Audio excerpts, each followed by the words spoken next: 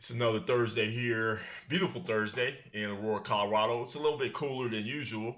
Actually, no, it's actually warmer than usual, but it's kind of cool because it snowed yesterday, and we've been enjoying ridiculous weather for the past couple of days, like almost springtime like weather. Want to give a shout out to my boy Stereo Lion over there in New York, freezing like a popsicle. You ever see a popsicle with dreads coming out the top? That's my homeboy Stereo Lion. So I want to give a shout out to him because he was talking mad trash about us about a week and a half ago when we got that first snow, and he was over there enjoying that little 50-degree weather that lasted all of 15 minutes. And now they getting like 5-degree weather probably for the rest of the month. So thaw out over there, big homie. Don't get too cold, and make sure you beware of frostbite. All right, so a lot of things popping off. A lot of things popping off in the world. We're going to start, though, talking about my baby mama. I want to give a mad birthday shout out to Mary J. Blige. Actually, a couple birthdays. You know, Amari Hardwick actually is a resident of Denver, Colorado, and today's his birthday, too. But anyway, we're really concentrating on, I want to give him a shout out. Seen him around town a couple of times, so that's what's up. But anyway, my girl is turning 47 today. And anybody who knows Brother Taj, knows anything about Brother Taj, knows I like two things: cream soda, actually three things: cream soda, Islam, and Mary J. Blige. That's my girl. And I always tell, like, you know, when I was married, I'd tell my wife, just want to give you fair warning. If I ever run up on Mary, you're going to get left behind. And just had to be honest and be forthright about it, so, you know, she wouldn't feel salty. But it's just something about her, man. I don't like, and a lot of people who have sort of grown up with Mary, I think we all share the same experience because her music has always touched a nerve, so to speak, or and whether it's a good nerve or whether it's a bad nerve, her music has always touched that. And we practically, I mean, you know, we grew up together and we grew up on her music. It's, you know, she's not. There are, and I'm gonna be honest, there are better singers in terms of singing. But in terms of musicality and the whole package, there is nobody that can touch this woman. She's, first of all, ridiculously beautiful, and I would have 8,000 babies with her. Just her talent. I mean, she can sing, and just I don't know. It's just she's got that it factor for sure. I'm really pissed off. Now look, and here's the thing, like, you know, when you idolize somebody, sometimes you don't think that they can do any wrong, right? And that's always an irrational sort of viewpoint. And I never idolize anybody, especially not a human being, without being very, very aware of their limitations as a human being and their built-in imperfections. And so let me be the first to admit that my girl has had some bumps along the road, for sure. Like that singing for chicken wraps for McDonald's, that was a big mistake. Certainly not the money involved, but it was just a really, really, really bad look. And of course, you know, McDonald's ended up pulling that because it was just another Negro singing for chicken. Like, you can't be a Negro and sing for chicken. Like, we barely gave, like, remember when MC Hammer did that dancing for tacos?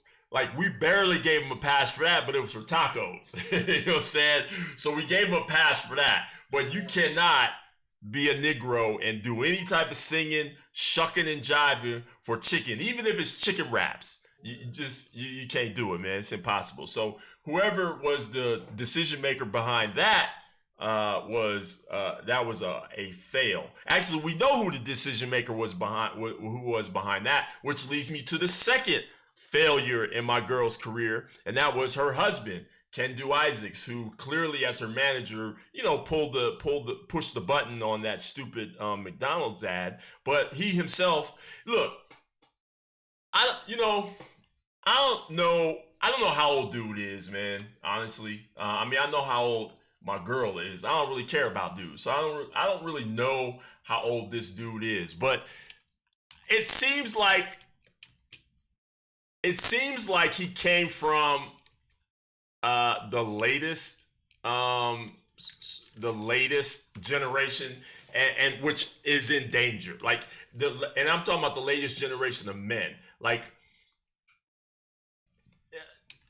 you know, these dudes these days, and I had different theories in terms of like, I have different theories in terms of where like the downfall of men started. Like it started kind of sort of in elementary schools where they, you know, you have field day and they started giving people ribbons for like 4th to 8th place. You know what I'm saying? Like that's when it really started falling apart. But also when people started, you know, when dudes started buying skinny jeans and stuff like that. But also there's clearly some genetic stuff going on, because like now, you know, dudes can't eat peanut butter because they got like peanut allergies, and they can't eat bread because they got gluten allergies. And it's like, man, people been eating bread for like, I don't know, generations, right? I mean, people been eating peanut butter for generations. All of a sudden, bam, we got like a generation of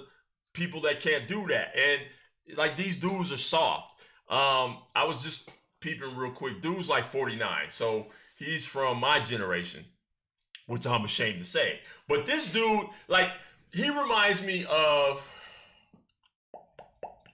the situation with Terry McMillan.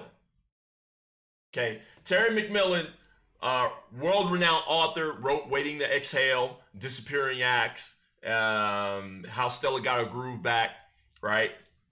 And "How Stella Got Her Groove Back" was more autobiographical because it talked about her. This was a sort of semi-autobiographical expose of her own experience where she fell in love with some dude on a trip to Jamaica and married him.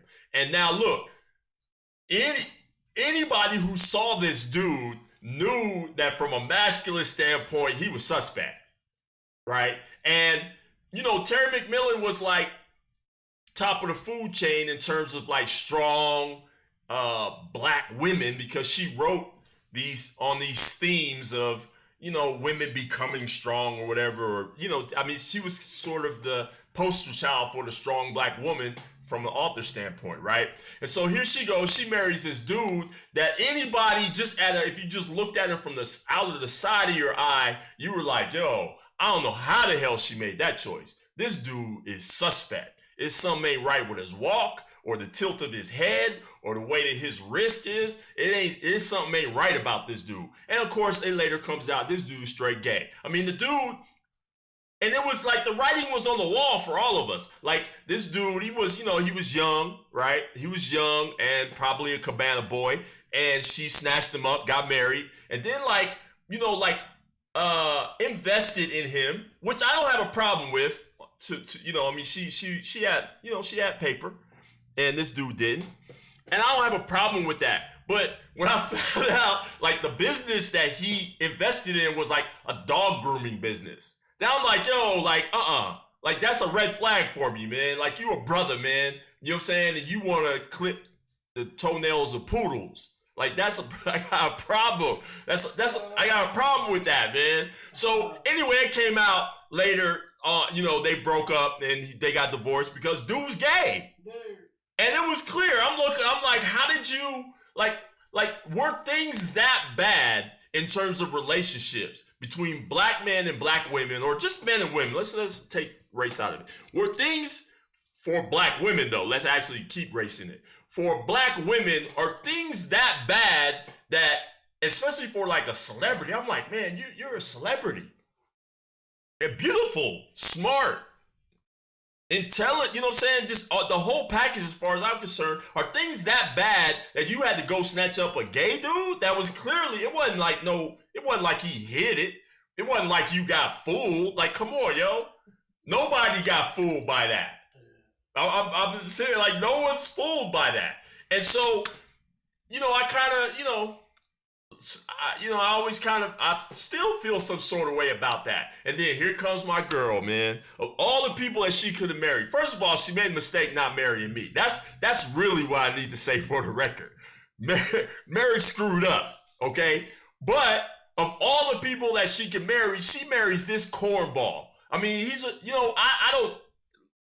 Clearly, he's a cornball, and clearly, like, his chromosomes are messed up because this dude, at their divorce and breakup, he wants to hit her up for all kinds of alimony as if he's never had a job. And basically, it's kind of that pimp stuff. Like, again, here's one of my Taj theories. Like, the whole pimp persona is like feminine to me. Like, there's nothing masculine about being a pimp, because at the end of the day, you're just a lazy bum who's making a living by taking money. You're not even like, you're taking money from women, right? Now, there's a whole lot of manipulation and things that we look at that we think are that we equate to strength. But at the end of the day, you're just a punk. And even if you just kind of look at them from a distance, the long perm, which, if you get a long perm, it's really imitating white women's hair anyway. So women do it, but when men do it, to me it's a problem, because now you want to get the same hairdo as Farrah Fawcett. And then you get your long fingernails because you as if like, I don't do any work.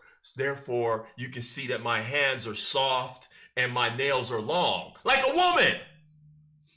So so that whole pimp thing has always been, like, to me, suspect. It's not masculine. So when I see somebody like Kendu Isaacs, who basically pimped Mary J. Blige, he came in and he, managed her career. And he made like dumbass decisions, like the chicken wraps thing. And then at the end of the day, when he cheated on her and whatever.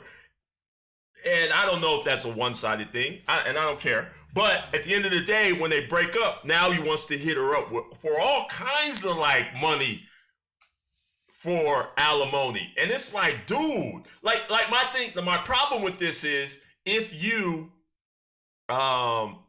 your job was to manage this woman's career, then to me, like, there should be some professionalism and some confidence in your professionalism, right? Like, if I manage Mary J. Blige, I'm sure I could do anything. I could manage anybody.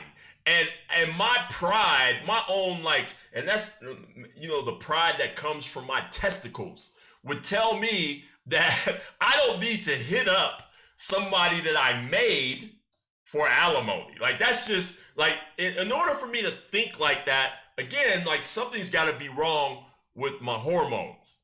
And this dude, it has become like, I mean, his whole man card, like, we need to just go to him and take it from him. But we may not actually have to take it from him. You probably just threw it away, because this dude. So I feel, and you could probably tell from this diatribe that I just went on, that I feel some sort of way, but I'm just overprotective of my baby's mama. So, but I'm glad she's single, and I need to, because I'm single, and I need to, Z-Rock, I need to get, and you got connections, Z-Rock, so we need to talk offline about you getting me a hookup with Mary J. But if anybody else out there has any type of inroads with my girl, because I ain't really nobody, holler at me, because I'm trying to reclaim, like old girl said, like Big Sis said, trying to reclaim my time. I'm trying to reclaim my queen. We rolled down the line on my Facebook Live to say what's up to everybody, man. There's Coach Chad, who's probably actually down the street at the gym. Nando, what's up, fam? Felix, Tavisha. I misunderstood. That's why I like calling her, man. Assalamu alaikum, sis. Liz, what's up, sis? Adrian, assalamu alaikum, aunt. Always love you watching and commenting. Rock, what's up? Assalamu alaikum, aunt. Johnny, assalamu alaikum. Debbie, what's going on? Peace and blessings back at your age. Magda, what's up, sis? How you doing, man? Hope you're doing well. I need to hear some work from you. I haven't like heard anything from you. I'm gonna track you down, hear something from you. Jared, what's up, fam? Tasha, Luna, and Najia. I hope I said that right, man. All right. Alaikum salam, sis. Okay. So anyway, that's my mad shout out to my my baby mama, my intended baby mama. I promise I will drop any. I don't know anybody on the face of this earth that would not get dropped in a heartbeat for Mary J. Blige. It's just, man, I'm like, there's nobody, and there's a lot of people who can make the claim, or who do make the claim to be her biggest fan. I'm sure. I mean, I'm not alone in this, but there is nobody bigger than me. I promise you. I promise you. All right.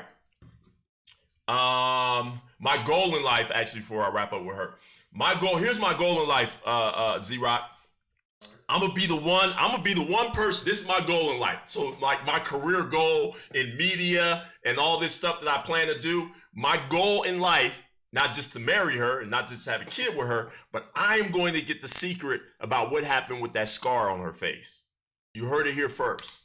I'm going to find out what it is. Watch. She's going to tell me, because I'm that type of person. Brother Taj.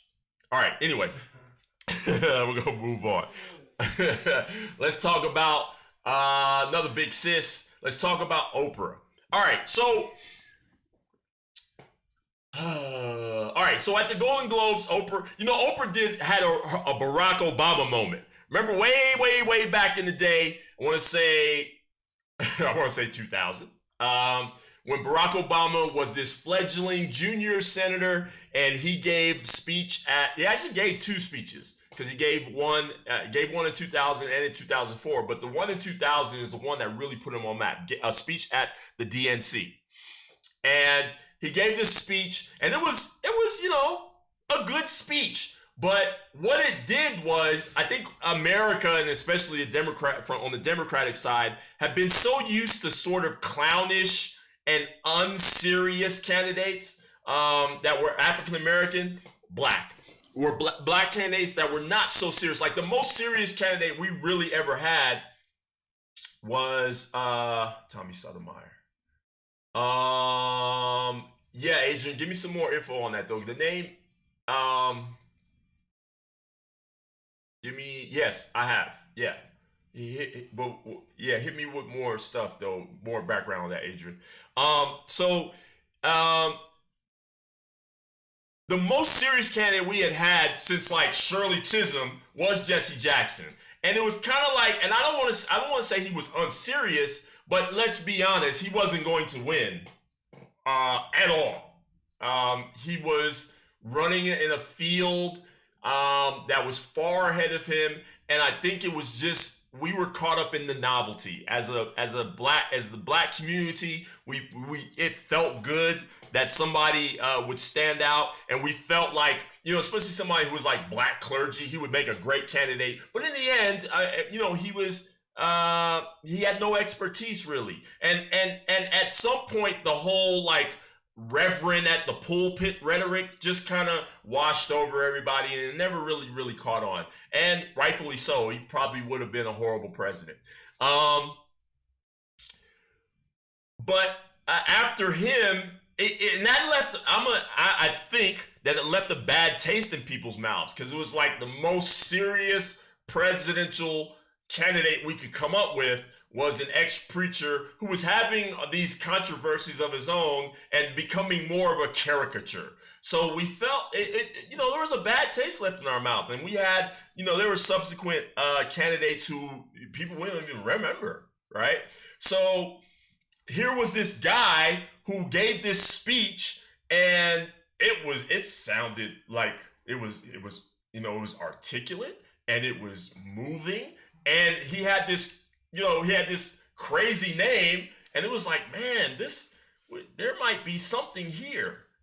There might be something here. And then of course his subsequent speech just it kind of lit a fire, and then the next thing you know, we have a president. And that started really with this speech.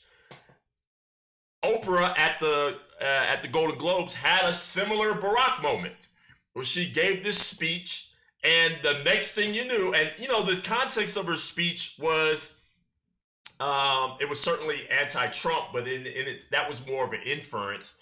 She certainly spoke out against the current. She spoke in context to the current sort of Me Too movement. And after this speech, it was, she should run for president. like it was a true Barack moment. She gave this speech, and the next thing, she was being talked about as a viable, serious candidate for presidency. And she was, it was just a matter of who would be her running mate, from Michelle Obama to The Rock, right? That's kind of been that was kind of the fire that was lit after that speech. But interestingly enough, there was some pushback.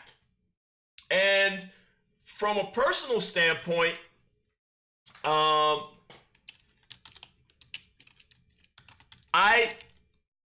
kind of understand it and agree with a little bit of that pushback.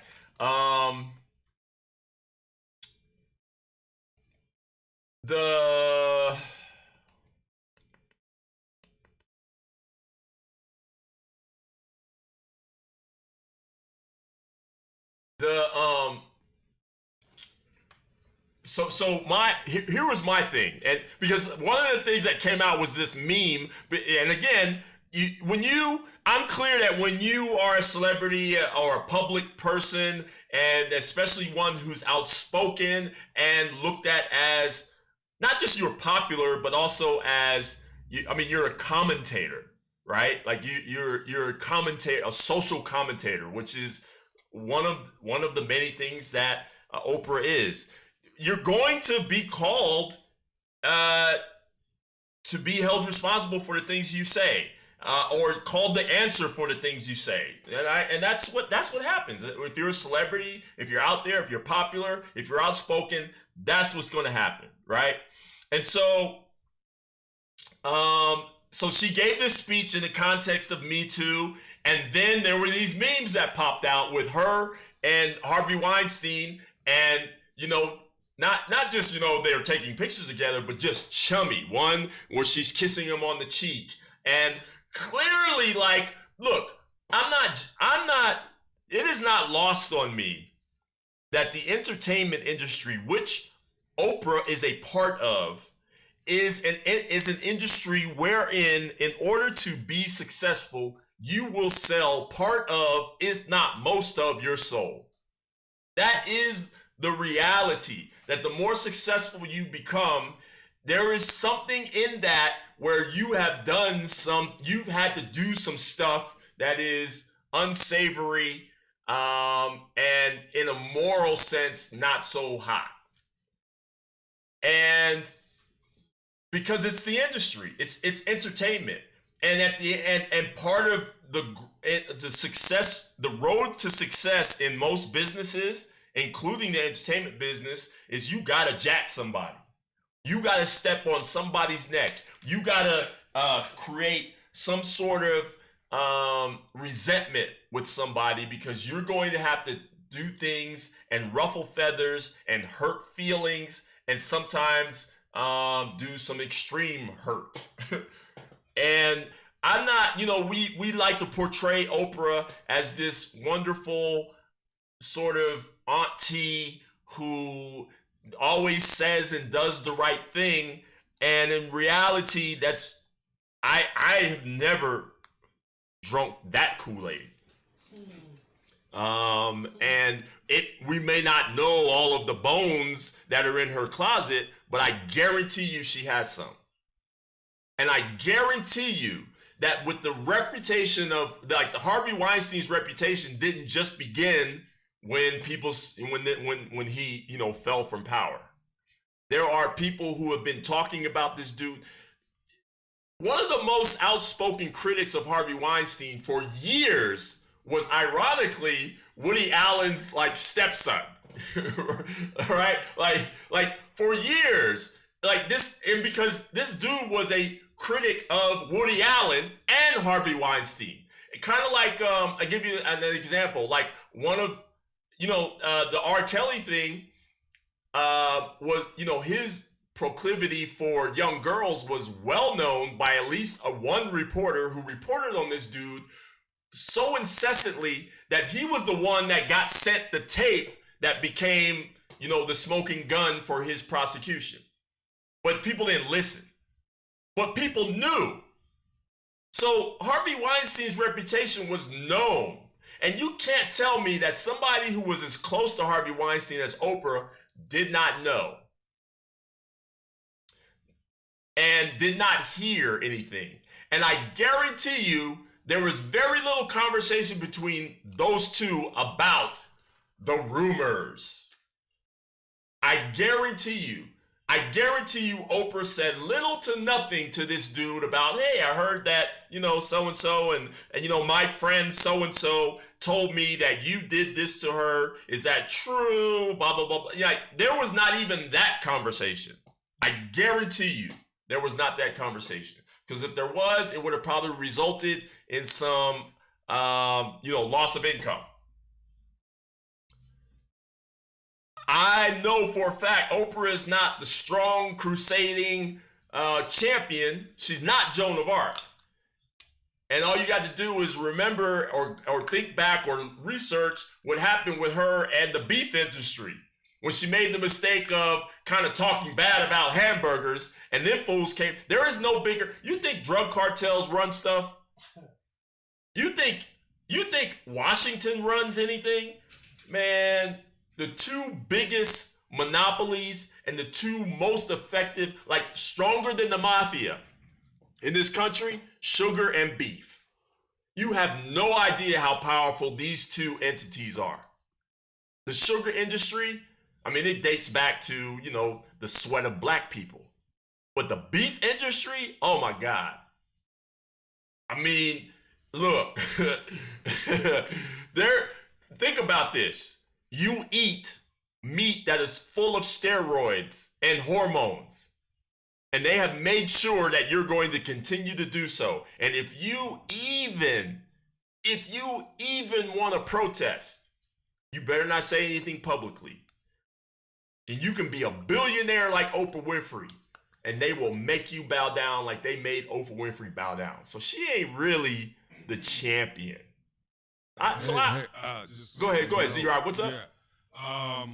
What did you just say? That Oprah's not really the champion that she is. And I was using the whole beef industry and her clash. It wasn't even a clash. They smacked her down. Oh, okay. So Omar Johnson said Oprah and all these people that that go to Africa, open these schools. See, they can do that, but they cannot do that like in Chicago.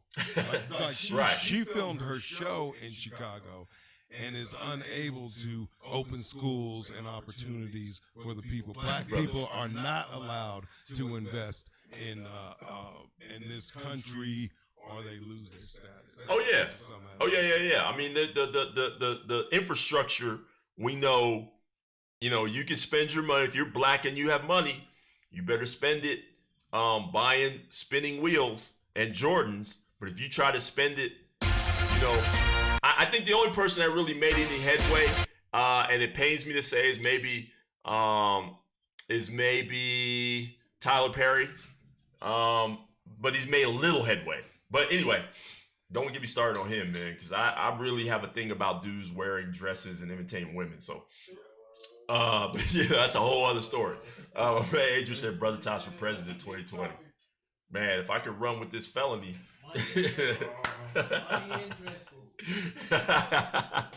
But anyway, I jumped right on the meme that came out because I was like, not so fast, homie. I hear you wanna, and here's my thing. I'm gonna be on. Like, some people made a good point. There was a good debate about her. Some people like, how come you gotta tear down his sister and blah blah blah blah blah. And other people were like, why are we drinking the Oprah Kool-Aid? And so I think there's some balance in between those two particular viewpoints. My thing is, and I'm gonna be honest with you. I'm gonna be honest with you. If Oprah became candidate a candidate for president, I'd vote for her. And I would vote for her. My little brother made a good point about, we should be a bit more sophisticated to vote, make sure that we vote on policy and not because a person's black and running. Yeah, maybe. But I also don't mind giving people a chance because we did that with Barack, and that fool saved the nation. So I will admit, and I don't care what you say, and I don't care what type of argument it creates, I would vote for Oprah just because she's a black woman. I have no problem admitting that.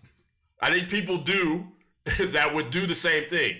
But I'm going to tell you straight up, absolutely, in the face of what this country has been, in the face of institutionalized racism, in the face of the need and the refusal for reparations, in the face of our history, hell yeah, I'm going to vote for a black woman just because she's black. I promise you. So we get that out the way. And hopefully we just have enough of them that run that then finally I can start thinking about policy. But right now, oh, no. And you can't argue this. No one can argue this point given the latest election because nobody elected Donald Trump based on policy. They straight elected him because he was a white dude who had some alt-right racist leanings. Just that simple. Because he didn't even have no policies. He was surprised that he won. So let's throw that argument out the window. Man, Adrian said, I'm still mad that she beat on Harpo. Let's not go get over that, huh? You're just not gonna get over that. Okay. But anyway, I would vote for her. But here's my thing, and I don't mind. There was a sister who made a comment on my Facebook about, she, in part saying she at least finally stood up and said something. I'm okay with that, except for one thing. I don't want to give a pass to people who want to all of a sudden become crusaders overnight when they have a past, especially in the context of that thing that they're crusading about, when they have a past about being a person who is violated, right? Like you can't, look, what if Bill Cosby came out tomorrow and gave a press conference criticizing Harvey Weinstein? None of us would be like, oh, that's cool. Well, maybe some, because there are some people that still support Cosby. But we would have it would give us a bad taste in our mouth because this dude has done nothing by the way of contrition, right? So if I see you chummy and kissing the cheek of Harvey Weinstein, and I know what it is to be an entertainment mogul and what you have to do because that's what he did. And I know that you knew about him and you said nothing. And all of a sudden you want to give a speech at the Golden Globes and try to be Joan of Arc. Nah, homie. Nah, I need to see a little bit more work first. And I'm not to say you can't. I'm not to say that you can't stand up and at some point be the person who takes him to task. But you can't do it when yesterday you had a picture of you and him giving each other a high five and a hug and a kiss. Now you can't, I need to see some work in that area. You can't do that. So I'm not drinking that Kool-Aid yet. But I say all of that to say I'll take you to task and I'll post a meme that clowns you. And if you can speak to it, if you can point to something that says, okay, and take it on the chin and say, okay, that's fair, and let me give you a rebuttal, then that's cool. But right now, nah, homie. I'm a clown you. I'm gonna vote for you, but I'm gonna clown you along the way. But now if somebody else comes along, like if Michelle ran by herself and ran against you, oh, I'm voting for Michelle. Hell, if The Rock ran by himself, I'm voting for The Rock. But I don't know. I don't know that we should be. Again, there is this thing about we shouldn't tear each other down and be crabs in the barrel, and I'm all about that. But also remember who built the barrel. Also realize where you're at. And just because we want to jump out the barrel doesn't mean that we still shouldn't like hold each other accountable. I don't believe in tearing someone down who is already facing oppression, and especially someone who looks like me and comes from my background. Doesn't make sense for me to tear somebody down from that standpoint. But it also doesn't mean that we just, because they have some money and because they, have a magazine, that we just accept that because they're successful, we just put them on a pedestal and never, take them to task. That's stupid. And that's also detrimental to our growth. We do that too much because a person can speak well and is articulate or looks a certain way. We think that they're, the voice of God. And in the end, they end up being the devil themselves. I can tell you some personal stuff about that. All right. We're going to take a quick break. We're going to come back and talk about Yo President. So you are listening to Hot Button with Brother Taj. I'm broadcasting at the DSOC Broadcast Network. That's Dayton Street Opportunity Center. And we will be back in just a second.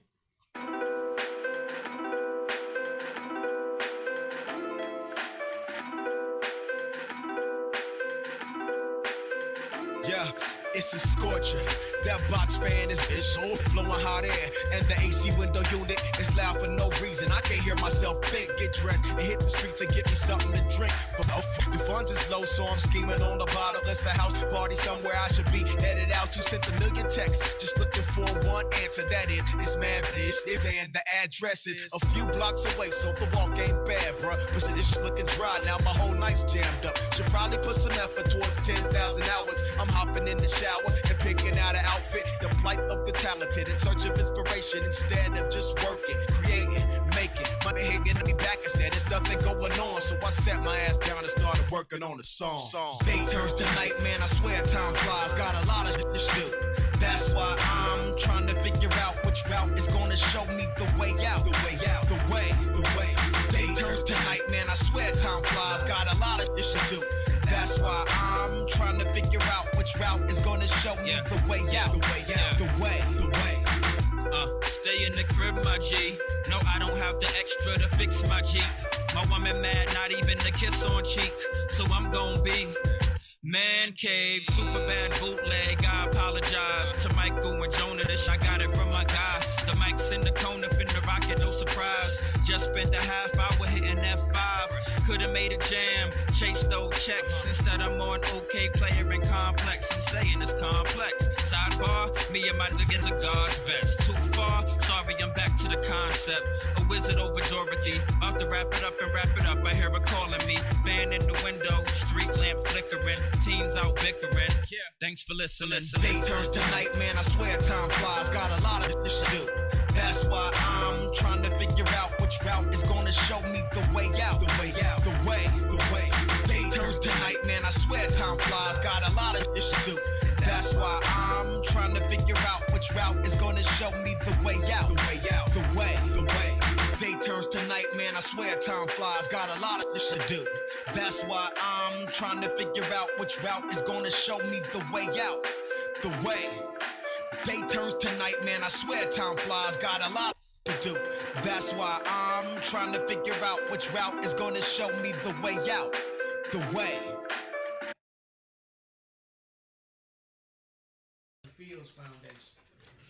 Hey, yo, it's Brother Taj, and we're back on my show, Hot Button, on the DSOC Broadcast Network. Hey, we're broadcasting live at www.radio.zrock, that's rock with a K, zrok.org. And then my man Z-Rock will polish this up and rebroadcast it on the other DSOC station, which is www.radio.daytonstreetoc.com. So make sure you listen in. I'm glad you're listening in. A lot of people are tuning in on my live joint, and I really appreciate them. Let's see who else is joining. Let's see. There's my brother. Hold on, let me go up a little bit here. There's Sister Eve, one of my Women Crush Wednesdays, man. That woman is so fine. Good Lord. let's see this. Farkunda. Assalamu alaikum. Who's that? There's Dave. Najee. Assalamu alaikum. My homeboy from way back in the day, Lindell. What's up, LD? Aaron. Assalamu alaikum, fam. Larisha with her fine self. Teddy, my man. What's going on with you, fam? Good to see you. My man Ryan down over there in Minnesota, freezing his butt off. Antoine, what's up, famo? And then there's Jeanette. What's going on, sis? Good to see you. So real quick, I had the pleasure of attending the Martin Luther King Humanitarian Awards that were held at the Betcher Auditorium downtown night before last, and it was just so I had the honor in 2012 of being on the board of an interfaith organization that actually won the humanitarian award in 2012. And I don't want to say the humanitarian award because it's actually given to several people. So we were one of the winners of the humanitarian award, and it was such an honor because it kind of came out of nowhere. We the group I was part of was the Abrahamic Initiative, which is still a group that is doing a whole lot of work, and it just a proud. It was a proud moment for me, but also just the work that this organization does out of St. John's Cathedral. My brother Monir and sister Nezha, and before us, Ibrahim Kazaruni, were Muslim members of this organization. But we were really operating on the sweat and backs of all kinds of volunteers, Christians, Jews, and Muslims. And our goal was to establish programs and opportunities for people to come together and experience each other and learn from each other, and opportunities that we don't always get. And so and Abrahamic Initiative continues to do that, and we were proud to have won the MLK Humanitarian Award in 2012. And the event was amazing because it was at the Betcher Auditorium, and it was a concert. So it was not just an award ceremony, but it was a concert, and it was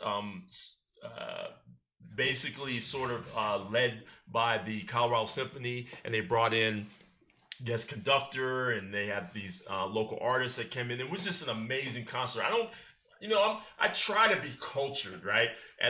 But I don't get around too many symphonies. And it was really just an amazing event, and a really it was a moment, a very poignant moment for me, and so the subsequent awards hadn't been around, as many of you know. And so this year was the first year I was able to actually go, and I made sure I went. And it was cool because I ran into so many people, ran into one of my old partners from like almost 30 years, man.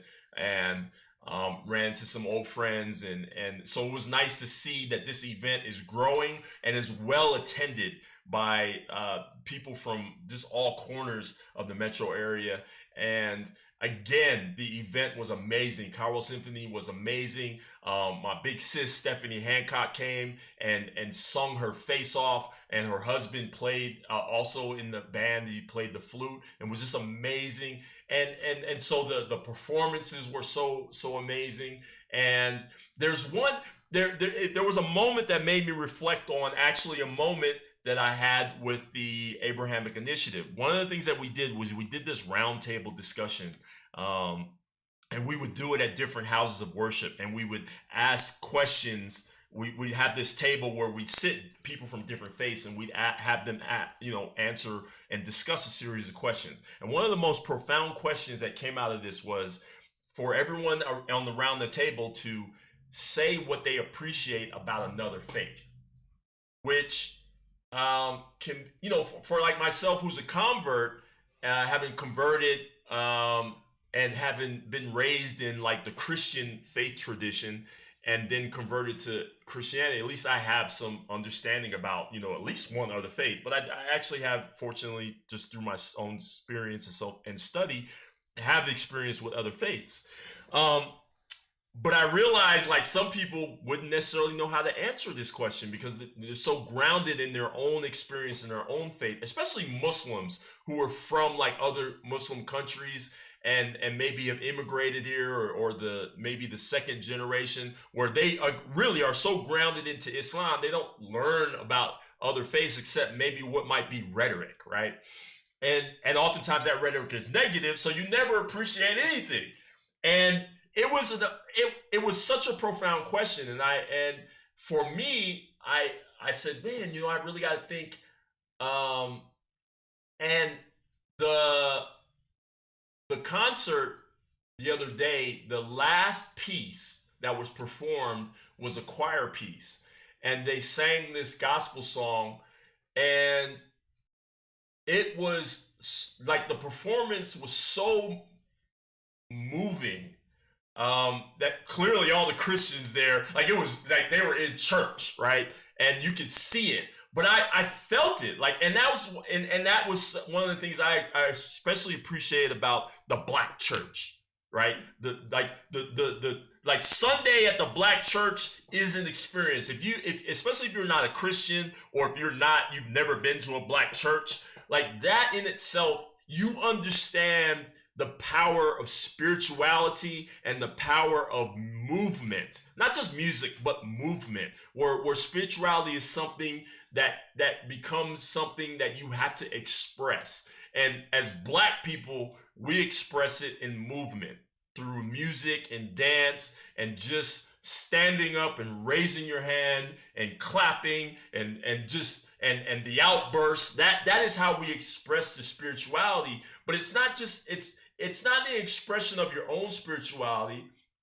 I feel like it's an expression of spirituality, period, right? Because all of us as human beings, we are spiritual beings. We just have a human experience. We forget that. We think that we're human beings and that we have spiritual experience, but in reality, we are very, very, very spiritual beings. And we just are dealing right now with our human experience.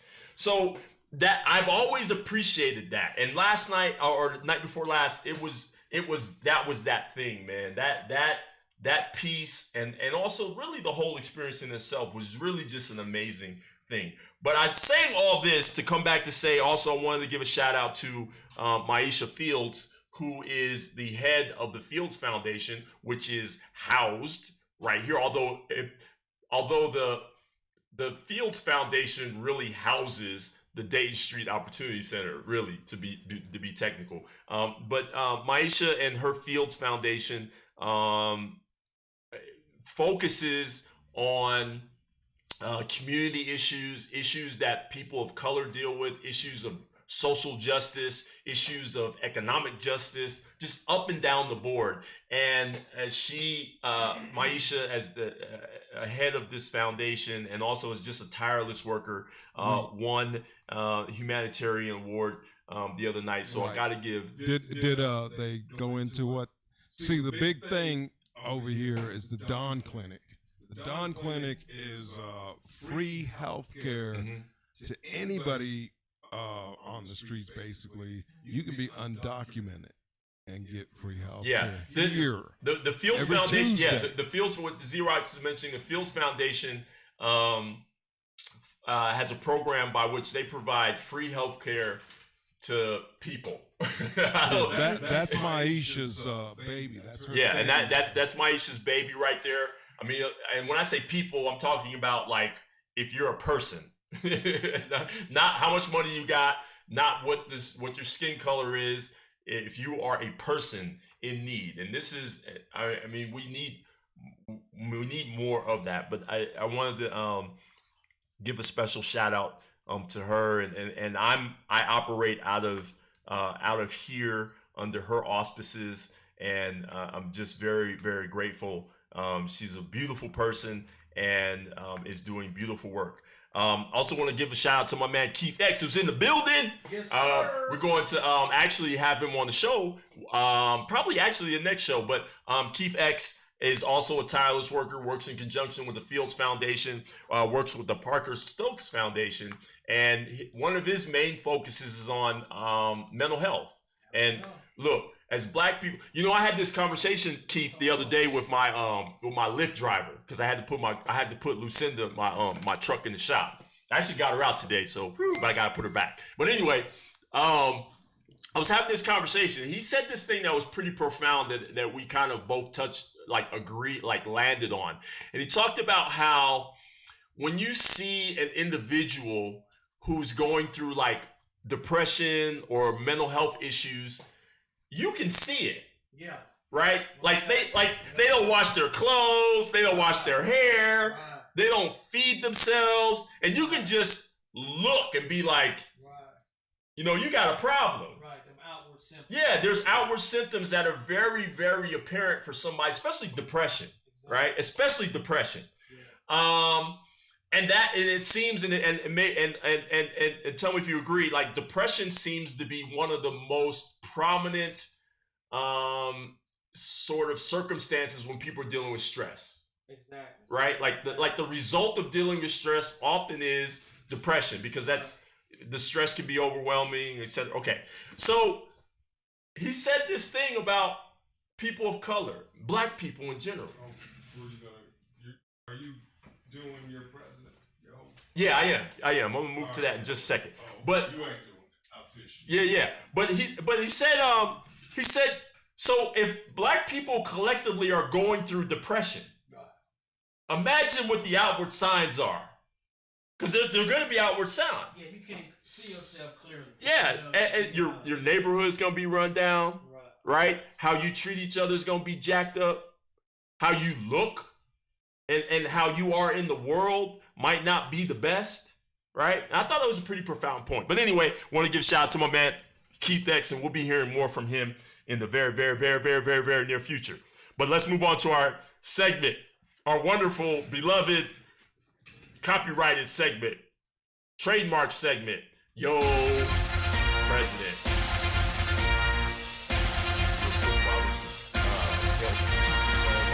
Give hail to my chief, Sheldon, my coach, my jiu-jitsu, MMA, judo coach, Sheldon Moore in the building. Appreciate you watching, Sensei Moose. Salam alaikum, Qasim, Randy Harold Cole. What's going on? How you doing, sis? I want to say fam, yeah, you fam. Daniel, what's going on? Helion, what's going on, famo? And then there's Rosa. Salam alaikum, sis. You guys see the flag behind you. Silly rabbit. All right. So, okay. So we all know, what time is it right now? It's 7:46. So everybody knows at this hour that your president done said some stuff about Haiti. Now, this ain't the first time he done said something crazy about, and then I don't want to say that it's specifically about Haiti. So if your head has been under a rock, or if you are like me, you ain't been around a TV, so your president in a meeting with, interestingly enough, a bipartisan meeting,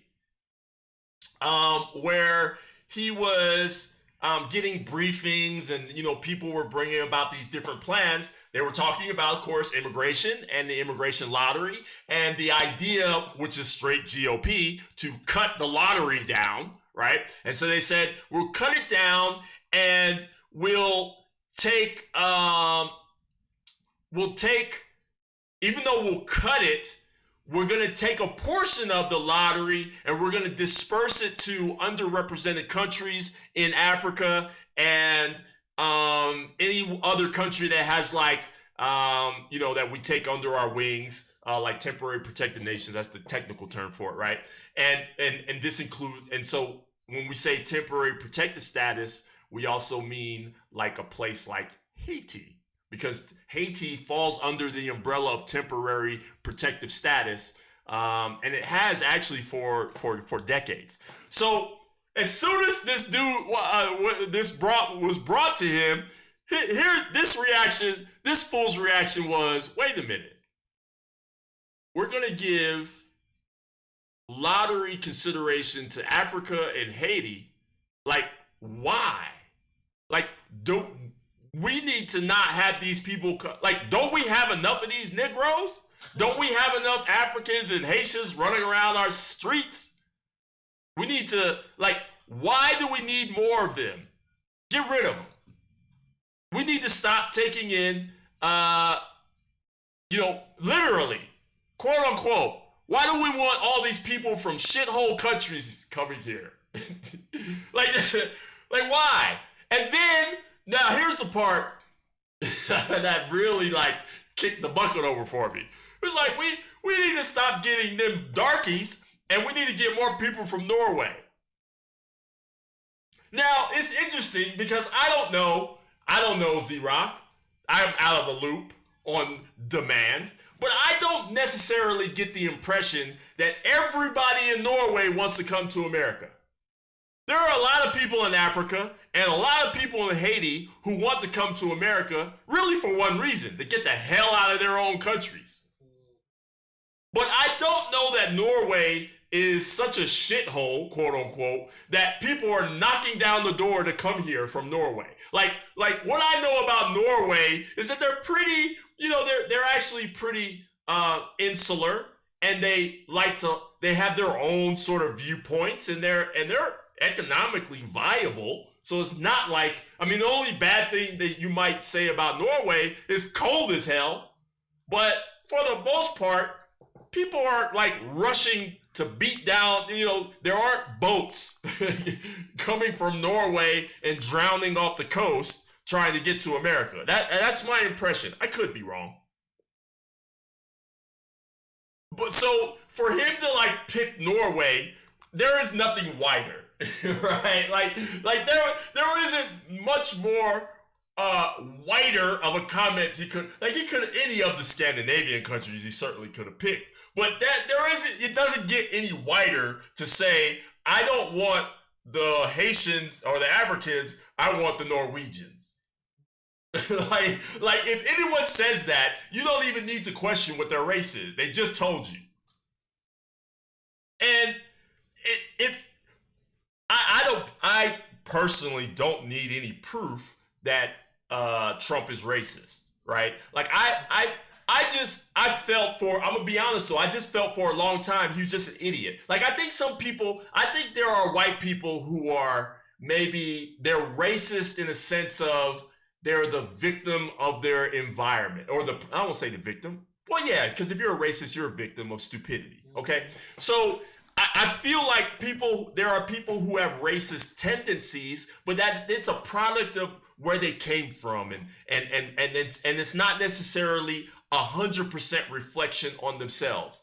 And I say this from observing this from prison, where I've seen like little innocent white dudes come in, and then in a week they become like Aryan Nation, right? But then you see the cracks, like they still listen to Tupac. You know what I'm saying? So I'm like, okay, and when they get out, they don't necessarily rock the swastika, So I felt like that was who Trump was. Like he's not, he's rich, and he's in the 1%, and the 1% ain't black. That's for damn sure. And all you're gonna see is white. So I figured that, but more and more he's really confirming what people say his most severe critics, who are just clear, like his most severe critics are like, look, this dude is a grand dragon of the Ku Klux Klan. We just haven't seen his membership yet. Like that's the most severe criticism. And today we were watching CNN, and this one brother was on there like, this dude is a danger to anybody who is a person of color. I'm like, damn, that's pretty severe. But it seems like every day he comes out with something that makes that much more gives more veracity to that. And they're like, I don't want the niggers, but give me the Norwegians. It's like there isn't anything there isn't anything more KKK than that. There really isn't. I'm like, man, this dude, man. But here's the thing, and I always like to look at things from a historical standpoint. You know that Haiti has this long-standing historical bad relation with the United States. Even though we have treated it as like, let's put our arm around Haiti for a minute. But this really goes back to, and I don't know, I don't know how. This is a Taj theory. So any one of you guys listening or on my live, comment on this. But it goes back to obviously the Haitian Revolution, right?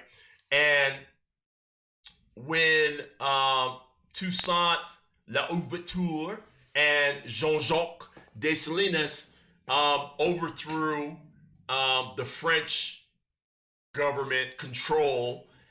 And here's my thing. Here's my thing, yo. One of the pitfalls of being an oppressed person, and I say this historically, and I say this personally, one of the pitfalls is that when the tables turn, you can become that which you overturned. That's the pitfall. We've seen it time and time again. Overturn a dictator, put in somebody in leadership, and they become what? A dictator. Okay. Hey, what's up, Carla? And so that's the pitfall. And when the slaves and mulatto army overthrew the French control of Haiti, I posit that Dessalines especially hit the scorched earth policy that he put in place was unnecessary. It was unnecessary. And it was basically, in my opinion, an example of you were cruel to me, therefore I'm going to be cruel to you. Now, a lot of us, I as a Muslim, I subscribe to a degree, eye for an eye. And the reason why I subscribe to it to a degree, because it's actually a divine decree in Islam. Now, I'm only going to speak from the Islamic standpoint. But the eye for an eye is very, very limited. Like, it's limited to like murder, right? And with that comes a caveat of you have the right to demand a life for a life. But incumbent upon you is forgiveness. And that is better. Literally, God says that is better for you if you but knew. Problem is, we don't always know. Okay. So it is tempting that you react to somebody who oppresses you, right? In the same way that they've oppressed you. And we've done it as black people. Oh, you call me a nigger and a monkey? You're a cracker ass cracker. Right? That's what we do. That's what we do, right? Because we feel like that's even. You call me a monkey, I'm gonna call you a honky. There you go. Right? Like it's that back and forth thing. The problem though is we ask ourselves individually, are we trying to get even? Or are we trying to be better? Right? That's really the philosophical question. Are we trying to be the same? Do we want the same thing? Or do we want to elevate? Right? So that's one thing. So the Dessalines actions in Haiti were appalling, especially to these white people in charge, and Americans hated it because they saw what happened over there. And the next thing that happened was, I think, I know, and I'm going off the top of my head, so I could be wrong because I'm using my memory. But I think the next thing that happened was the Gabriel Prosser, the Prosser brothers revolt, right? That it ultimately failed, but it scared the hell out of white people. And then there was the Denmark Vesey revolt, and then I think Nat Turner was the last one. But all of these things happened in the context of the Haitian overthrow, and so people got scared. White people got scared because not just in context of these revolts, but their reaction to what happened in Haiti, they were like, oh no, these Negroes, they're going to take over, right? They're going to get their freedom, and then they're going to kill us in our sleep. Exactly. Be better, right? We want to be better, not equal. So that was their fear. And so they passed a bunch of laws. It became illegal to teach black people to read. It became illegal for them to possess anything, including a Bible. But they tightened all blah, blah, blah, blah, blah, blah. Like all of this stuff happened as a reaction to, especially Nat Turner. Like that, because like I got problems with Nat. I don't see him as the hero that everybody does. I really don't. And I've been trying to, but I just don't. And only because I think he's a coward. Like I thought he was a coward. Like in this revolt where 70 people got killed and he was the leader, he killed nobody except a white girl that his homeboy talked him into killing because it was like, oh, you like her. Because they were friends. It was like, oh, if you really are down for the cause, you'll kill that white girl that you like. And he did. But that was the only one he killed. So anyway. So, but the aftermath of that was these policies that any talk of abolition, any talk of like was set back. Like it was set back. And that's what happened with Haiti. It not only set back us in the United States, but it also set them back and established a pattern by which the United States dealt with them at arm's length. Historically, up to this day, we have dealt with Haiti at arm's length. And the Haitians themselves will tell you that. They are clear that as much as America, I mean, look, Trump himself gave a speech talking about he is going to be Haiti's best friend. He gave a speech saying that. He is on the record saying that he is going to be Haiti's best friend, that he is going to help them in their disaster recovery and be the best friend that they've ever had, whether you vote for me or not. That's what he said. Not today, though. That ain't what he said today. Behind semi-closed doors, he was like, them niggas need to stay where they're at. We need to stop welcoming them in our country, and we need to get more white people up in here. So it'll be interesting to see what the backlash will be in terms of the immigration policies that the GOP is trying to pass. It'll be interesting to see what he says, which I already know. He ain't gonna say nothing. And probably will double down. It'll be interesting to see because, you know, again, I'm clear he is a textbook narcissist. And the one things that textbook narcissists do not do well, if at all, is apologize. Right? That's what, dude. So, one of the textbook narcissists that I generally talk about, I don't generally, but I usually offhand talk about, is my ex-wife, who straight told lies that basically ended me up in prison. And when we had a conversation about it, she was like, oh, I apologize for ever hurting you. Like how generic. So I imagine that if there's an apology from Trump, it will be this generic, look, it was locker room talk. Yeah. There was one of his aides that really just overlooked what he said. It was just like, oh yeah, he was really trying to push people together and come up with viable immigration policies and move forward. I was like, how? I wonder if anybody in that room was black. It was a bipartisan meeting, but and obviously the proposal was bipartisan. And because it had this caveat of giving lottery exceptions to black people, I wonder if anybody in the room who was part of that proposal was black. We'll see. But I doubt you'll hear any contrition. I really don't see him apologizing. And there really is no other thing to do to say, you know, we need to, you know, stop taking these shithole people. Right? We need to stop taking these people in, man. We need to stop, and really meaning Negroes. We need to stop taking these Negroes in, and we got to get the Norwegians in. And there's really nothing that you do except apologize and say, I'm an asshole. Sorry. My bad. You guys know I'm an asshole. And I at least say, I'm sorry I said it out loud. But you will not hear anything. That's my prediction. All right. Moving on. 2 letters. Two letters, Z-Rock, H and M. So this is another interesting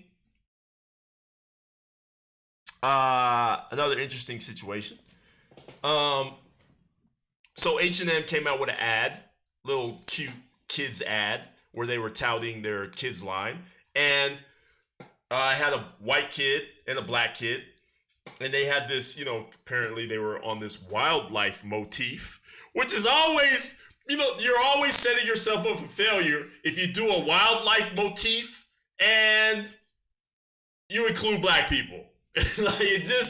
like there should be a marketing rule that says you should never do a promotion that involves wildlife as a theme and have any black people in it.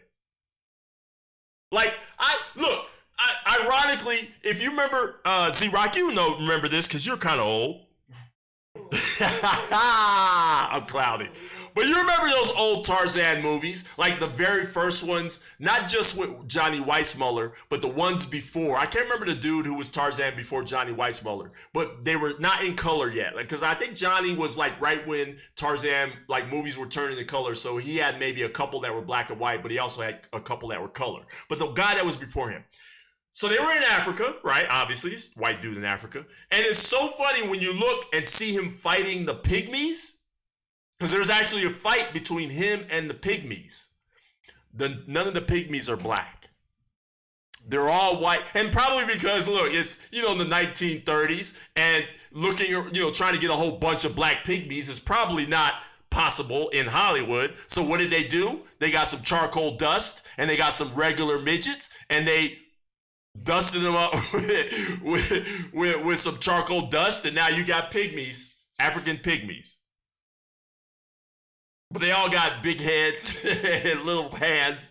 It's so crazy, right? But I was like, they follow the rule. Don't put black people in a wildlife movie. So H&M does their ad, and they got the little brother, in a hoodie that says, coolest monkey in the zoo. Now, do you think they put the little white dude with the same type of hoodie? Hell no. And so, of course, there's going to be protests. Duh. And H&M in the look, Weeknd is like, I woke up seeing this. I just signed $1 million contract with them, or $7 million, whatever it was. I don't know what it was. I'm done with them. G-Eazy, who signed $1 million contract with them, yep, I'm done with them. I applaud them.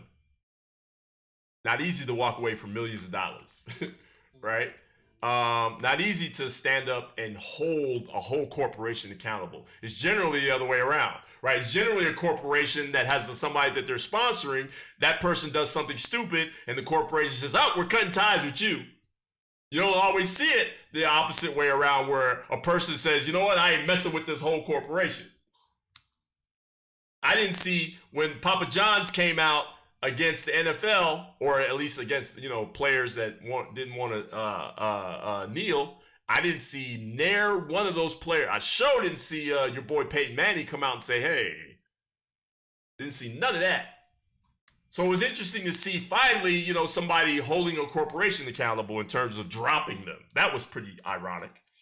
But H&M themselves, H&M themselves apologized, right? It wasn't my bad, right? And the crazy thing was, then the memes came out. The internet has no chill, and they don't wait. They keep going. So they came out. The first thing was they said, well, we're gonna switch around the hoodie on the brother, and we're gonna put King, all those, all these positive things. We're gonna take away the coolest monkey thing, and we're gonna replace it with positive messages, right? But then again, the internet has no chill, so they took the little white dude, and they put a Ritz crackers thing and said coolest cracker in the box. And then somebody took somebody took, and it was funny because the first one was like rudimentary, like somebody just put a square, a red, like the hoodie is orange, so they just put like an orange square, and then put on a Ritz logo and then the words, and then somebody did it where it looked like it was actually part of the sweatshirt. But then somebody took another little white kid, and they put future school shooter. I was like, ooh. Ooh, the shade is dark out here in the cyberland. I mean, it was like, my man, one of my Muslim brothers posted that joint on Instagram, and Instagram took it down. Now, interestingly enough, they left up the monkey one. They left up the brother with the monkey sweatshirt, but they took down that future school shooter with the quickness. And he, when he posted it, everybody, oh, you're racist, blah, blah, blah, blah. Y'all didn't say nothing when this brother with a monkey sweatshirt, you didn't say that. But here's the interesting latest development. And my man Adrian, who's listening in on my live, he mentioned this. Who else is on here? I want to give a shout out. Oh, what's up, Carla? Penn Springs, what's going on, fam? The mother chimed in and basically was like, yeah, you guys are tripping. You guys that are protesting, you need to get over it. There's nothing wrong with here. Now, most of the reaction was like mine. Like I was like, look, I see two things wrong here. One is however big H&M is, and it's big. I think it's based out of China, but they sell everywhere, right? So it means they should have a marketing team that at least has, if they market in the United States, then they got to have some sort of insight, right? Which you would think might mean that they have some diversity, but I might be overthinking it. So I was like, look, clearly this company don't got no black people working for it. And two, there ain't no parent around because somebody's missing. Because I know that as a parent, first of all, I'm going to be around my child if he's modeling, if he's a child model. But there ain't no way in the hell that you're going to be like, yeah, little Taj, put this monkey, like it can't even have a monkey on it, right? It's not even going to be a bathing ape. I ain't going to put my kid in a bathing ape outfit, much less something that literally says coolest monkey in the, coolest monkey in the zoo. Come on, yo. But the mom came out and said, look, I was there. First of all, I was there. Second of all, y'all tripping. Now, there is some background as to why she might have this coonish sort of viewpoint on race, and that is she's from Sweden. She's from Sweden. So she's a Swiss black person. Which she and of course Switzerland itself would like to posit to the world that they ain't got no racism. Does that make her a Swisher sweet? Oh, see, there you go, man. Really? That's what you're going to say, Z-Rock? That's what you're going to say? So they would like to posit that since racism doesn't exist in Switzerland, that if you call a black child a monkey, that ain't really a problem.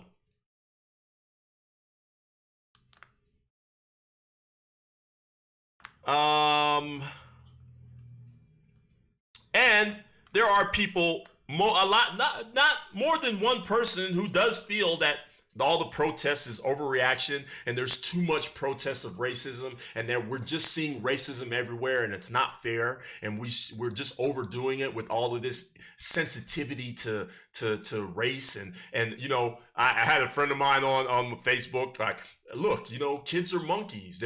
Monkeys are cool and it's not racist. So and look, when people express those opinions, whether it's the mom or whether it's a Facebook friend or a colleague or whatever, I'm human enough and open-minded enough to say, let me look at that. Are kids like monkeys? Absolutely. Hell, I've called my kids monkeys. I use monkeys in other contexts. like my ex-wife's friends are flying monkeys. I'm sure, right? I don't mean that in a racist context. I clearly meaning it in terms of the wicked witch of the West's helpers. And I really mean it in the context of they're so blind and stupid because, you know, at the end of the whiz, they all get saved and they come out of their monkey suits and they're beautiful lithe dancers. I use the word lithe, L-I-T-H-E. That's the word of the day, lithe. Okay? So it means I really feel ultimately they can be saved because I know quite a few of my ex-wife's flying monkeys that did get away and they're like, damn, what the hell did I do? My bad. I really drunk the Kool-Aid. So I understand monkeys doesn't necessarily mean, you know, racial slur. But that's, you know, that's about as, it's interesting because the people that'll say that, right? But there are some of the same people that would look at us as black people saying the word nigga and they think that's a racial slur. Why would you use it and not let me, right? Like that's hypocritical. I, as a white person, can't say nigger, but you guys say nigger all the time, right? And I'm not saying that they don't really actually have a point. Like I get it, and kind of like maybe 40% agree. Like 40% of me agrees. Yeah, that does sound kind of stupid. We want to use a racial slur amongst ourselves as a term of endearment. It does seem a little bit unfair. So by that same token, how do you then say that if I see a little kid in a monkey sweatshirt, I'm gonna view it as racist? How you gonna say it's not? Given my experience and my observation, how could you even imagine to say it's not racist? Given the context, because the little white kid wasn't in a monkey suit. This reminds me, I don't know if you guys were hip to this. There was an ad that LeBron James did with, I want to say Giselle. And I think it was for, oh, don't get me misquoting. But there was an ad. I don't want to say Vanity Fair, but there was an ad that he did. It was on the cover, and it was him holding Giselle in his arm, you know, one arm, and gripping a basketball. So he had Giselle in one hand and gripping the basketball in the other, right?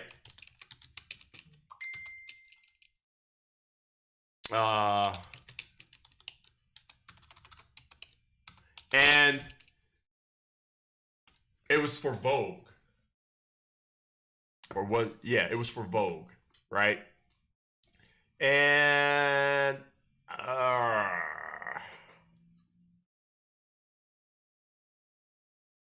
want to make sure that I'm even saying the right model too. But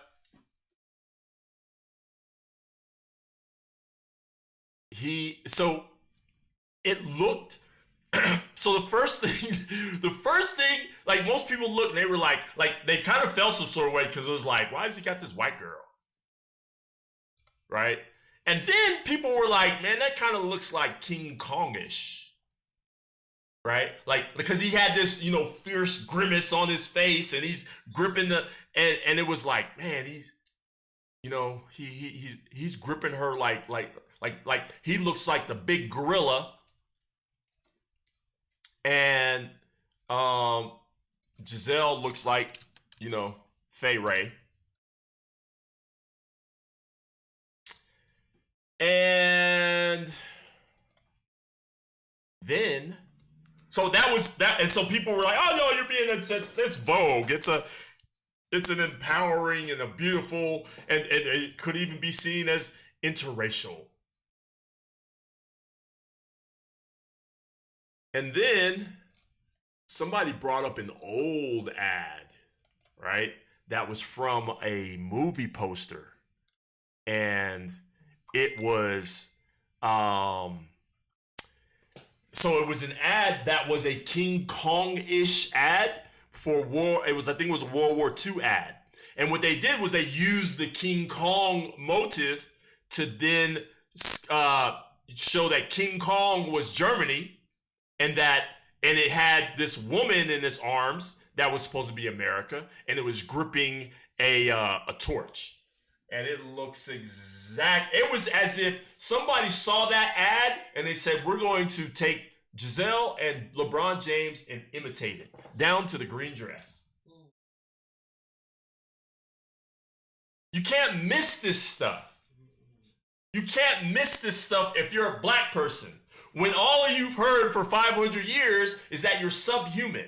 And so the theory is if you're subhuman, but you can walk upright, then you gotta be a monkey, right? Like that's like if you're not a human, but you got 2 arms and 2 feet that you walk on, then what are you? Well, you're an orangutan, or you're an ape, or you're a gorilla. What did the cops say when they beat down Rodney King? They didn't say it was like a nigga in the mist. They said it was like a gorilla in the mist. It was like this is like the movie, like what they do over there in Africa when they beat them gorillas to death and chop their heads off and sell them. So the same thing about Tamir Rice. It's superhumanism. Same thing, dude. What they did with your boy Mike Jones, the cop was like he was this big old beast. He was big and intimidating. The cop himself was as big as Mike Jones, same height and probably maybe about 10 pounds lighter. Both of them over 200 pounds. And you're scared of a dude that's, if you're standing next to him, you could probably be his twin. Come on, yo.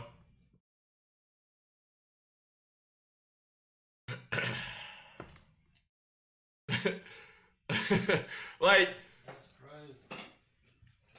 I look, the mom, we would like to think, because the mom has chimed in, that it's not racist and she's Swiss. Let me give you an incident that happened in 2013 with, interestingly enough, Oprah Winfrey. Oprah Winfrey went to a store called, I don't know, it's French. It means 3 apples. And there was a Tom Ford purse in there that was probably about $40,000, which is probably the amount of money that she carries in her bra. Right? I'm being very stereotypical and sexist. Mike Brown, sorry. I say Mike Jones. What the hell was I thinking? I was thinking about that stupid song. Mike Jones. My bad. Respect to the Browns family, and mad apologies. Mike Brown.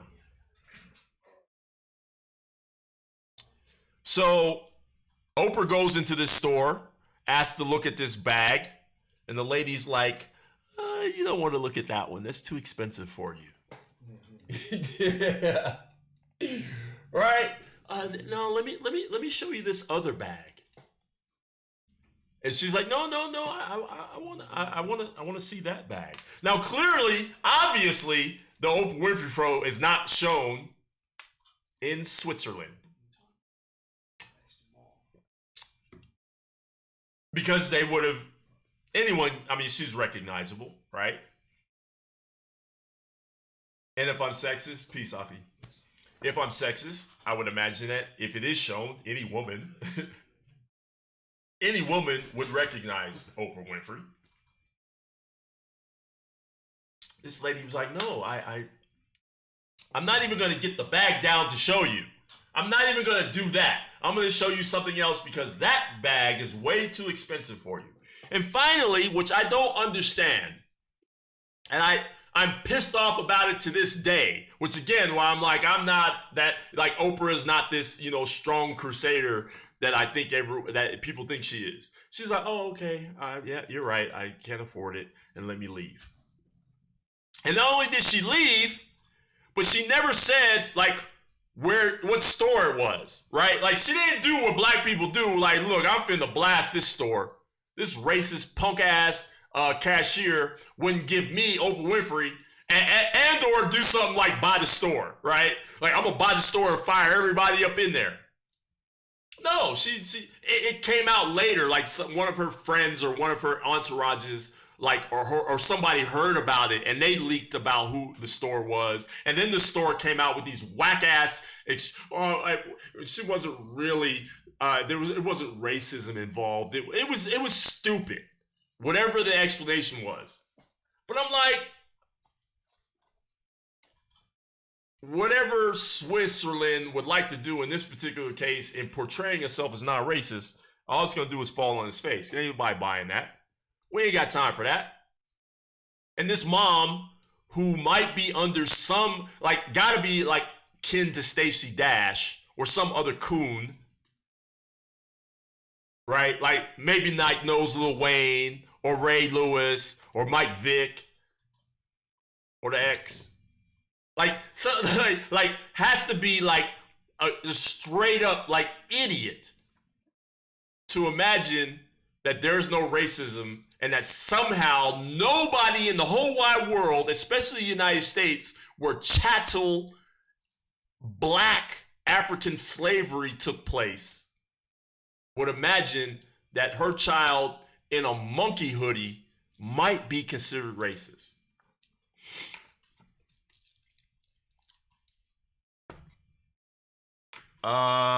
Pretty sad. All right, last segment of the day. Let's holler about my boy Genuine, man. So a man Genuine was having this interview, and it was a sit down, a whole bunch of people sitting down talking, and the guy that he was sitting next to was this transvestite, and named India, and I think maybe his first name used to be Barry. But anyway, they were talking, and she was like decrying people's attitudes about trans men or trans women or whatever, and that they feel some sort of way about dating them. Right? There had been this article I seen earlier that said that posited that men don't date trans women because they're weak. Right? Like men, like maybe, and I didn't read the whole article to be honest, but maybe they were taking my theory a bit too far about the fact that men, maybe too many of us have gotten weak, and our skinny jeans are a little bit too tight, and we need to like do something about our gluten deficiency. But maybe they took it too far and said, yeah, and because of that, they don't date trans women. So in this context, there was this, lamentation by this particular dude. And I'm clear it's a dude. He says, I'm a woman, whatever. That's fine. Well, I don't have to agree. And he was like, using him. So for example, you wouldn't date a trans woman. He was like, no. He was like, so you wouldn't date me? No. You wouldn't kiss me? No. And then wrapped his arms around him and tried to pull him in for a kiss. And politely, very politely, not like, nigga, get off me. Genuine rebuffed his advances. I use the word rebuff, which is the second word of the day in addition to lith. Rebuffed his advances. And it became a thing. Like, people all over the world went crazy. Oh my God, Genuine's a transphobe. He's transphobic. He blah, blah, blah, blah. And I'm like, no, he's just a man. Like, if he had been, like, gay and didn't want to kiss a dude or kiss a woman, would we have a problem with that? If Genuine was gay and a woman was like, will you kiss me? Would we, like, be mad? Do we want to force Genuine to kiss a dude? Do we want to be Harvey Weinstein? Because that's how I look at it. Anybody who supports the idea that Genuine should have kissed this dude, or that Genuine should just be like, yeah, I'm just going to date everything, I don't see them as no different than Harvey Weinstein, who's like, look, you should screw me because if you don't, you are success phobia. You're success phobic, right? You are part in a movie phobic, and that's a bad thing. You don't like success? anybody who supports this idea that somehow Genuine did something wrong, because look, he was polite, man. You know what I'm saying? It was like he gave like that awkward laugh, like no, he didn't push the dude away. Like I seen Will Smith, you know, like there was this prankster who like runs around and does stupid stuff, and he like tried to kiss or actually kissed Will Smith, and that dude and Smith like pow gave him that backhand. He didn't even do half of that. And yet somehow people had this problem, like, oh my God, there's something wrong with the world because Genuine didn't want to date or kiss a dude. And then we wonder where Harvey Weinstein comes from, right? Like, honestly, if this is our attitude, then why all of a sudden are we like mystified by the environment that has given birth to the Harvey Weinsteins of the world? Why are we mystified? Like somehow, like have we become so oversensitive about gender assumptions that if a person just says, look, I don't want to kiss you if you're a dude or used to be a dude or masquerading as the opposite sex, I just prefer not to date you. Does that make me scared? I prefer not to have sex with a dog, unlike that one lady that just got caught admitting that she had sex with a dog. I prefer not to have sex with a dog. Does that make me an animal hater? Like, or could old girl actually say, look, I'm an animal lover. I'm just being what everyone likes to be, an animal lover. I just might have took it too far because she had like whipped cream and everything.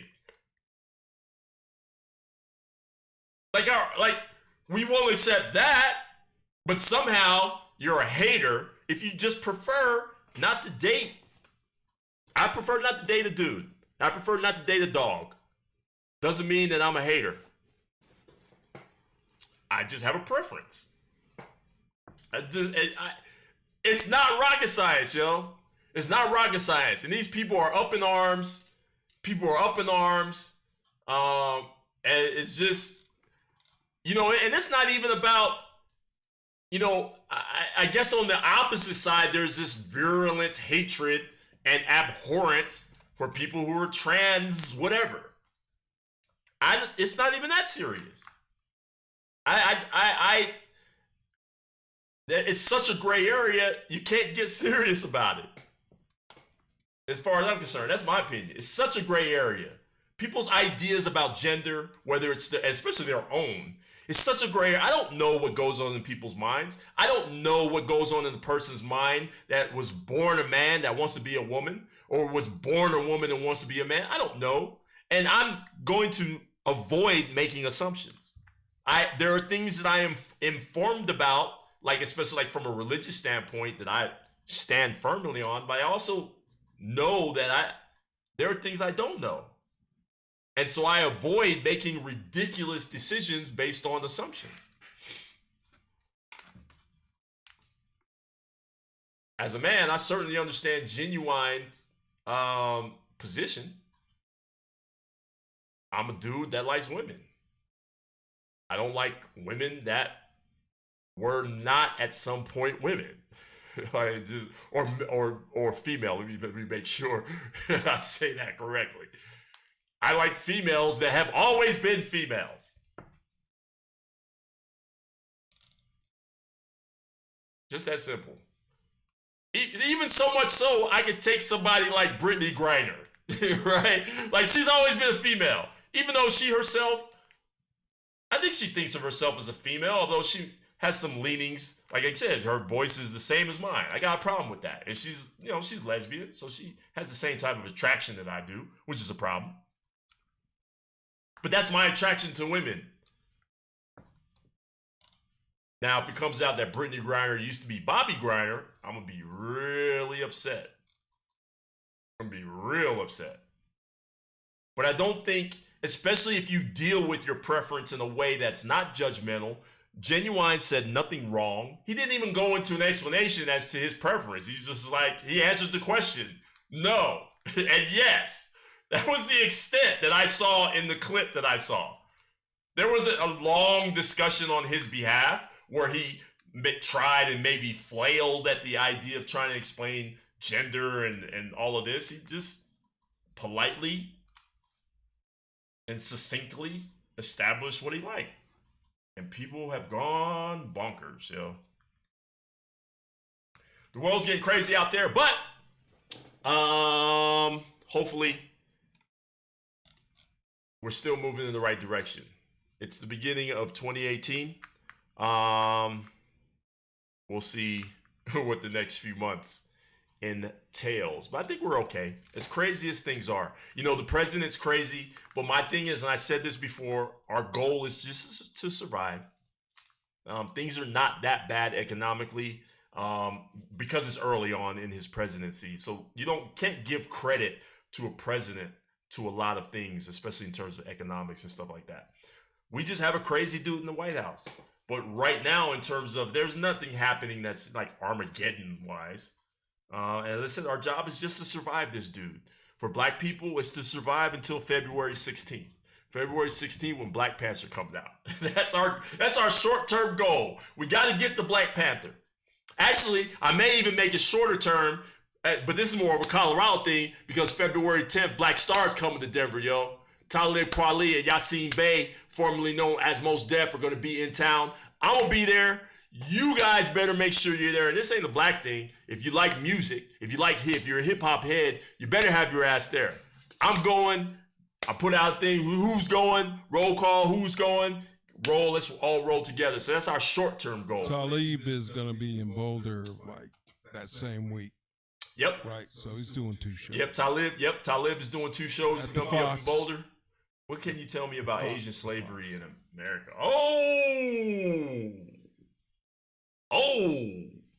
We might talk about that, man, because we got to talk about massage parlors.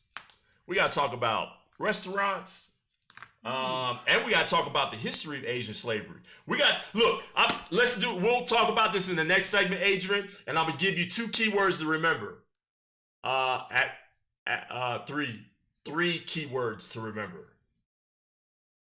Bird Shit Island. Okay? Remember that. Bird Shit Island.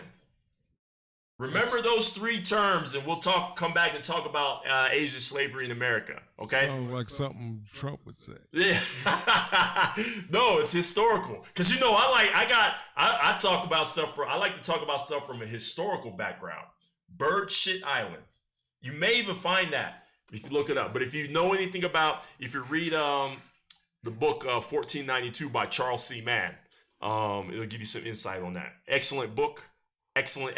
Talks about the Columbian Exchange and how what happened in 1492 has affected us here in the United States today. And it talks a little bit about the Bird Shit Islands and Asians, especially Japanese. Okay. But hey, that's going to be my show, guys. As always, I want to leave you with the adjournment, the recommendation to do things better. I always feel from a philosophical standpoint, our job as human beings, and especially spiritual human beings, and even within my own religion, our job is to pursue perfection. We will never necessarily reach it because it's not what this world is about. But our job is certainly to move toward it. And that means doing things better, cultivating yourself, refining yourself, taking the blessings and the mercy and all of the gifts that are given to you and doing things better with them. Every day is an opportunity to make yesterday a better thing. And I think that if we focus on that, no matter what you are in terms of your race, your ethnicity, your religion, or your location, I think that will make everything better around us. That is our job. And when we abandon that job, that's when we create disaster. So please, guys, between now and the next time we talk and get together, please think about being better and doing better. Have a better day, have a better week, and a better life. And I will see you guys next time. Again, this is Brother Taj. This is my show, Hot Button. I'm on the DSOC Broadcast Network on behalf of myself, the Dayton Street Opportunity Center, and my man Z-Rock in the building. Appreciate you guys. Be safe out there. Be better. And we'll holler at you next time. Peace.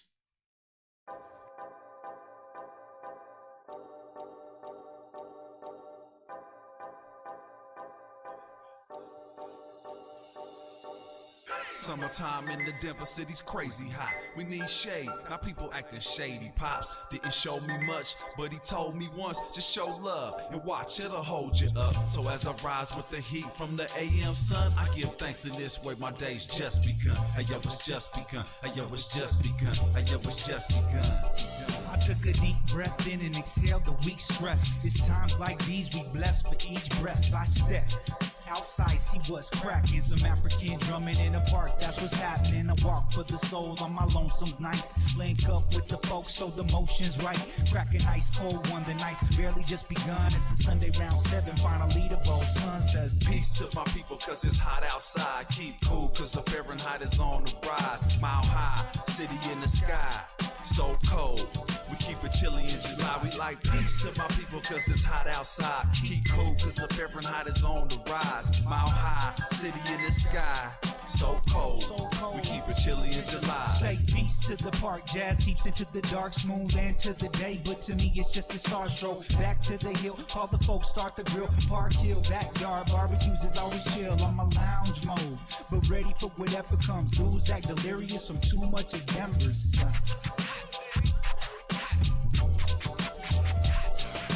Peace to my lady and my babies, I don't have to creep. Mastery of the wordplay, got ladies after me. Past the trees after we get through rocking the masterpiece ballroom. Call whoever you want, we all cool. Now all you gotta do is say peace, peace, peace, peace, peace, peace. Peace to my people cause it's hot outside. Keep cool cause the Fahrenheit is on the rise. Mile high, city in the sky. So cold, we keep it chilly in July. We like peace to my people cause it's hot outside. Keep cool cause the Fahrenheit is on the rise. Mile high, city in the sky. So cold, we keep it chilly in July. Aviana looking fresh, so I'm ready to go. She got a multicolored head wrap, bright reds and yellows. Me rocking a white tango, smooth, fresh and mellow, scented at a slight angle. Cooler with my fellows, we can hit the funky Buddha or La Rumba if you wanna. It's no issue if you want medicinal marijuana. Feel the calm of the vibe on a night like this one. Rep the city in the sky, Elroy Jensen.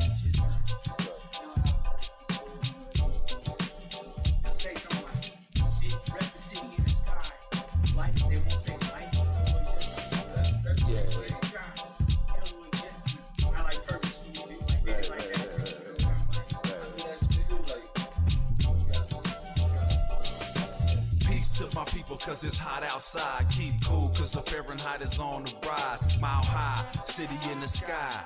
So cold, we keep it chilly in July. We like peace to my people cause it's hot outside. Keep cool cause the Fahrenheit is on the rise. Mile high, city in the sky. So cold, we keep it chilly in July.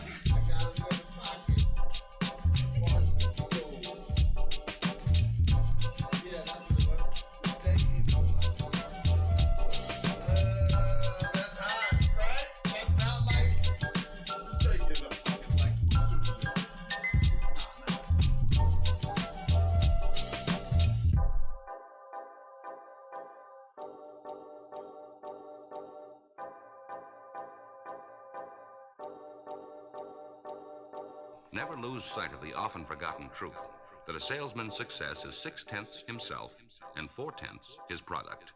If you sell a thing that is better than your competitor is selling, you may be sure that the world will find it out and want it. And when people start wanting the thing you're selling, the measure of your success depends only on what you do about it.